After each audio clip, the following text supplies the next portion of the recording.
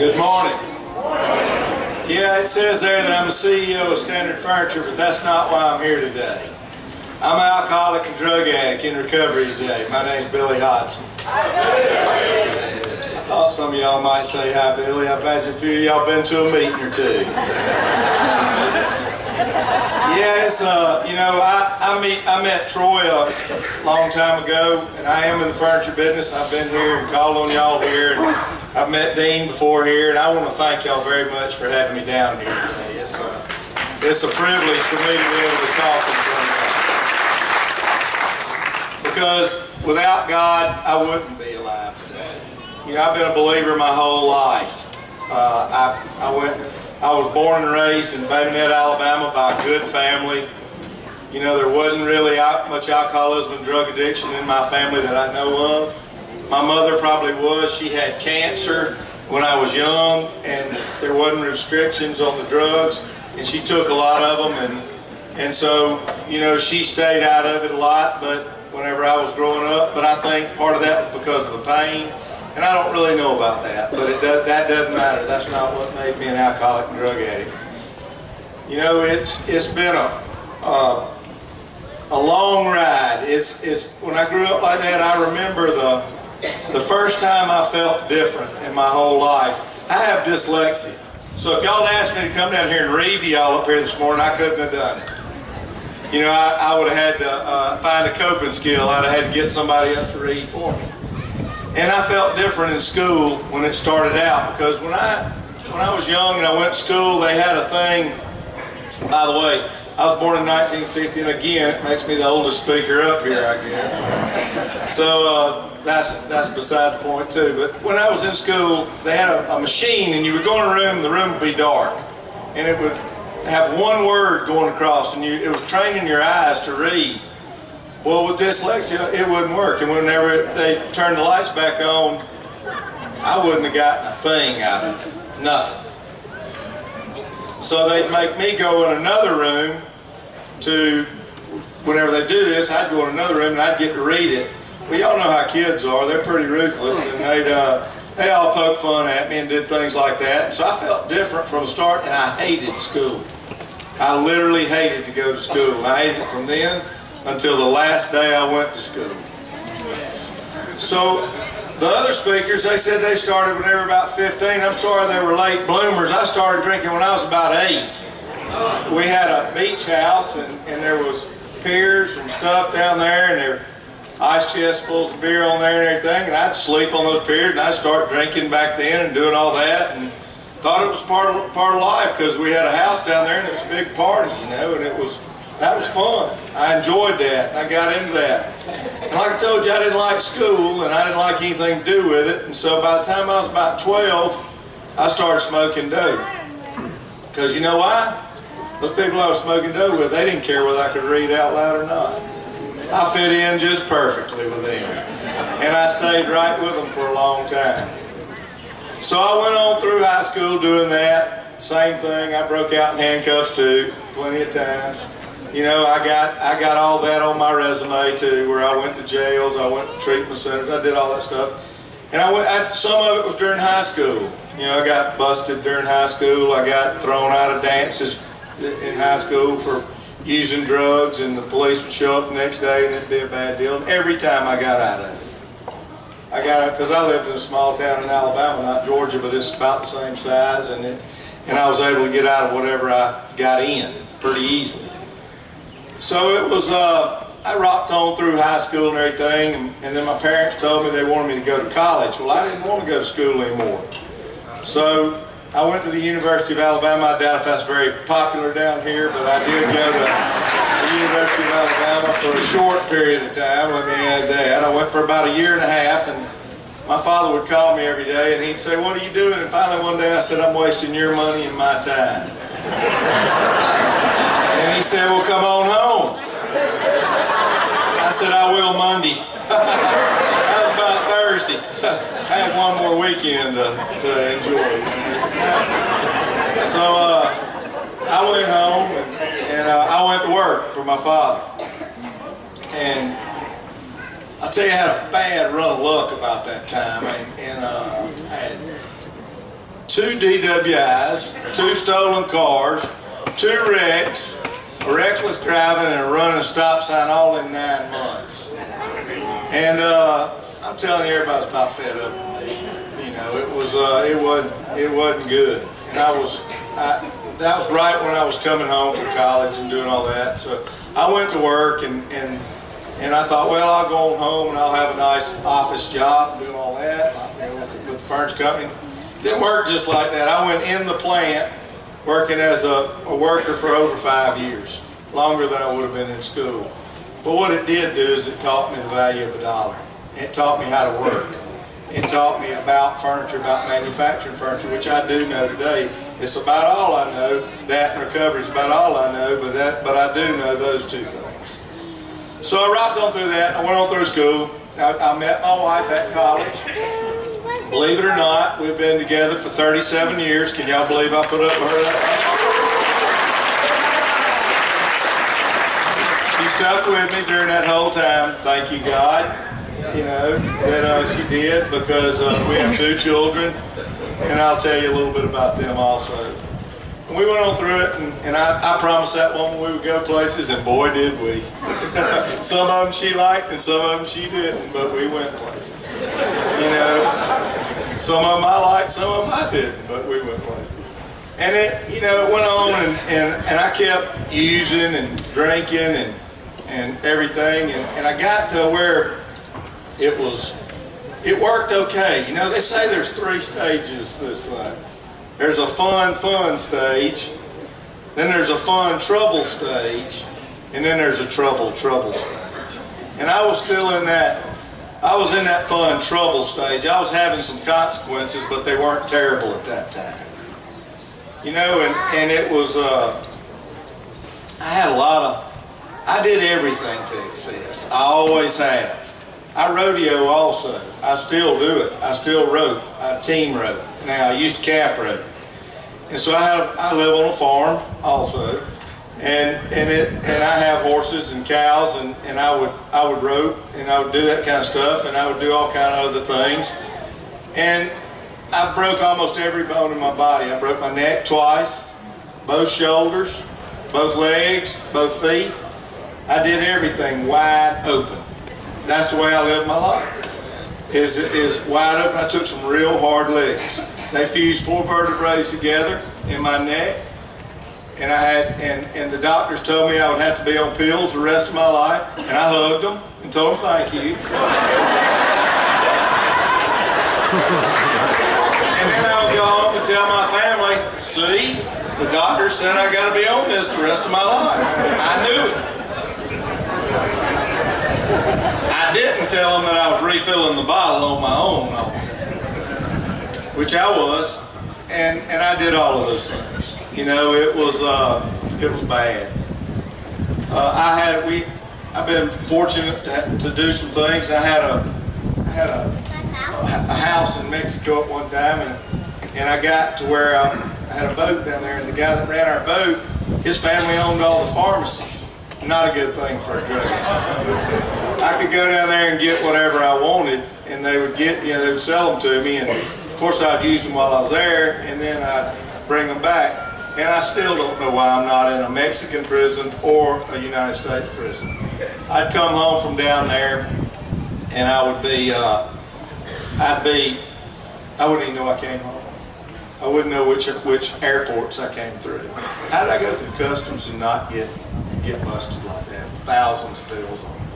I mean, I got no clue how that happens. Well, I do. God was taking care of me. Not putting me away forever. That's what it really was. But I would come home, and I've loved my kids my whole life, but I didn't understand what it really was all about. I didn't understand what they really wanted. I thought if I was able to take care of them financially, if they had a car, if they had a little money, if they had that. And I told them, our joke is, have I told you today that I love you? And I told them that all the time. But I wasn't showing. I wasn't there for them. I wasn't doing those things. I was just financially handling it. You know, my son, I used to tell him, I asked him, why didn't you used to bring friend's home more. We had a nice place for him, all the toys playing, all that stuff. And he said, because now that I'm in recovery, he would tell me because he didn't know what he would find whenever he got home. I might be laying on the sofa in my underwear, blowing bubbles from too many pills, watching Oprah talking on the remote control. You never can tell. That thing doesn't work all that way. He swears he tells that story I was talking on. I can't believe that. But here's what happened. That son of mine, one day, his whole life he wanted to be a youth minister. And he was studying for it, and he was going on mission trips. And as I said, I've been a believer my whole life. I was going to church. And I hadn't looked in the mirror and found out where the real problem was yet. It wasn't the church's fault. It wasn't any of that fault. It was my fault. I hadn't looked in the mirror and said, "You're the problem. You gotta do something about yourself." And I would pray all the time. I even got where I would pray for forgiveness for things I was gonna do. You know, that didn't work. So anyhow, I came home from one of these trips in Mexico, and I'm laying in bed blowing bubbles that morning. My son had gone to church, and when he came home, he had the minister of church and the youth minister with him. When they walk in your bedroom, it's a rude awakening whenever you wake up, or come to, whatever you want to call it. Come out of a fog. You're not really out of a fog when you've been taking the things I've been taking. You kind of look at them, and they talk to you in ways that they should talk to you, and you feel terrible. And they say, "What?" They asked my son Will, I says, "Anything else you want to say, Will?" He said, "Yeah, I'm going to go live somewhere else." And I bet y'all, some of y'all out there know what I did when they left, don't you? I dug back in that bottle of pills and I took some more because I had to. And I felt terrible because I couldn't even take care of my own son. He was going to live somewhere else with some other people, you know. And I had guilt, I had remorse, I had fear. I didn't know what those things were called at that time, but I had all those things. And the only way I knew to deal with it is to get out of being in myself and sedating myself again. I didn't have anything else to do at that time. My family used to come to me and they'd say, "Billy, you got to quit." And I'd say, "I'm going to. I'm going to." And I'd mean that with every fiber in my body. I'd mean I'm going to quit. And I would. It might be for a day. It might be for a week. I don't think it ever made a month. But it'd be for a little bit of time. And then I'd say, "But that doctor said I got to take it the way I did, and I'm broke all up, and so I better take them the way they say to." And I'd take one, and that music would start playing. And I'd say, "But I got a high tolerance to these things, so I better take me a couple of more." And then y'all know what happens. I wake up the next morning, the bottle's gone, and I look down at my phone, and I've called all those people again, and I don't know what I've left them messages, but I got no clue what I've told them. And now I'm running and I'm hiding again, and I'm out there hurting. So the guy y'all see in front of y'all today is not the guy that got here. 8 years ago, I was on that same farm. I weighed about 250 pounds, had a great big beard, shaved head, and I wanted to be dead. I thought nobody loved me anymore. I thought it didn't matter. I thought I got some insurance that'll take care of them. If I'm gone, it won't matter. It just won't matter. And so I didn't want to kill myself, but I didn't care if I didn't wake up the next morning. I didn't want to shoot myself. I was killing myself. I wanted out bad, but I didn't know how to get out. And on that June 27th of 2008, my family, my friends, and everybody, they intervened on me. And they said, "Either get some help or you're done with us." And I went off and I got me some treatment. And I agree with what was said earlier. By the way, that was some great testimonies earlier. Thank you guys. And I agree with what was said. Treatment for a few weeks can't fix you, but it can give you a safe haven to straighten you up a little bit to get you headed in the right direction. And in my case, this is what it did. Luckily, when they intervened on me that morning, I was mad at myself. I lashed out at them, as you do. I lashed out at my loved ones, and I tell my wife, I can't believe you didn't tell me they were going to intervene on when they were handling it. I mean, today I understand it, and I've been back to every one of them and made amends. But at the time I didn't believe, I couldn't understand it, and I was lashing out toward them because I was hurting, and I was mad at myself, and I didn't know what to do. But I went to treatment, and believe it or not, what I did was I did it like I've done everything else in my life, and I got into it. And I started asking for extra work, and I started doing it, and I fell in love with it while I was there. And they told me when I got out of there, they kicked me out and told me to go to AA. And I did. And for me, it worked. That worked. I found a person in whom the problem had been solved, and I found me a sponsor whom I talked to this morning, whom I heard speak Friday night before I came down here on Saturday. He's at a convention right now also.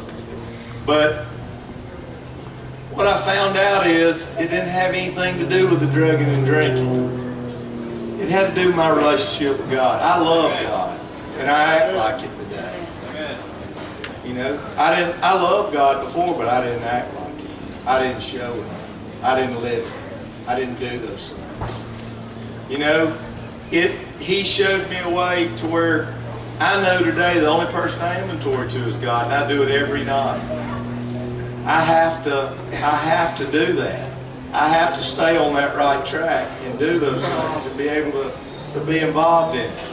I work with other guys that I'm able to know and love, and see the light in their eyes come on, see them get the oil back in their skin, see them get their families back, see them get relationships with God, and see them be able to live their life in a much better way.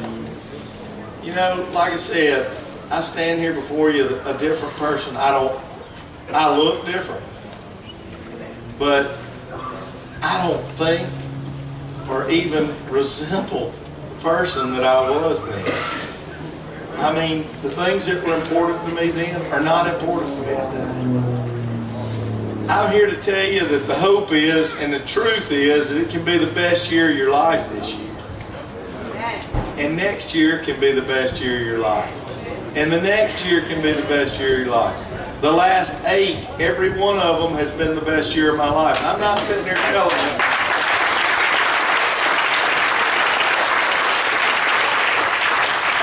I'm not sitting here telling you that I made more money every year. That's not it. This is an inside job. It's in here. You got to clean this out and get this right. And when you do, the rest of it takes care of itself. I don't even care about that other anymore. Now that's easy for me to say if my bills are paid and I've got a few things. I understand that some people have to worry about that, but that's not what I worry about today. I worry about how can I help other people? What can I do? What more can I do to ensure that I never go back to that hell of alcoholism and drug addiction? That's what it is. It's hell.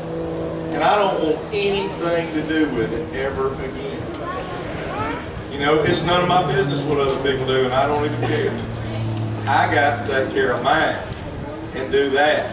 And I can do that by staying involved in this deal and being a part of it and loving the way it goes. It's not about drinking and drugging. That went away in the first little while.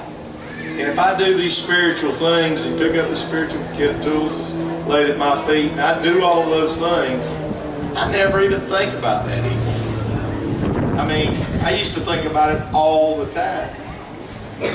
They used to ask me, what's your drug of choice? And I'd say, whatever you got. You know, because that's what it was. That's all that mattered. And I wanted to do yours before I did mine. I wasn't going to tell you I had mine because I was going to save those for me. And that's the way that worked. And today, that's not the deal. It's all about helping other people. I work with a lot of guys. I go to a lot of meetings. I go to jails. I go to 3 different jails in my area. I schedule the jail in my hometown for 4 years. I go to 3 different jails. I go to other correction facilities. I go to mental institutions. I go to all of those places every time I get a chance. You know, this is more important to me than work. It really is. I talk to more people in a day's time that are in recovery than I do with work. And it's more important to me than that. My family understands today that if we're sitting there about to eat dinner and someone calls and they need my help, they don't even care if I get up and say, gotta go. And I might be gone all night, or I might be gone all Sunday, or might be gone whatever. I go do that day. And if they call, last night, I stayed here on this campus last night. One of my sponsees called me. His sister-in-law was in trouble. She was having a lot of issues, and he was asking me, man, what can we do? Where can we take her? And I was able to help him. And I was able to call other women to go help her last night while I was sitting there. That's what I love to do. I do it in our industry all over. I've gone to numerous different cities and talked to people. And I share with every one of them. Everybody I meet knows I'm a recovering alcoholic and drug addict today. You know why? Because it's become my biggest asset. It's how I can help other people. You'd be surprised how many times people pull out a book and they start crying. They say, man, I've been researching recovery centers to send my son to. And I go meet with their son, and I go try to help him or whatever. And it isn't about selling furniture at that time. It's about trying to help another person. And again, when you do that, the other takes care of itself. So I'm going to tell y'all, I know everybody's getting hungry. And I'm going to leave y'all with one thought. Trust God, clean house, and help others. God bless you.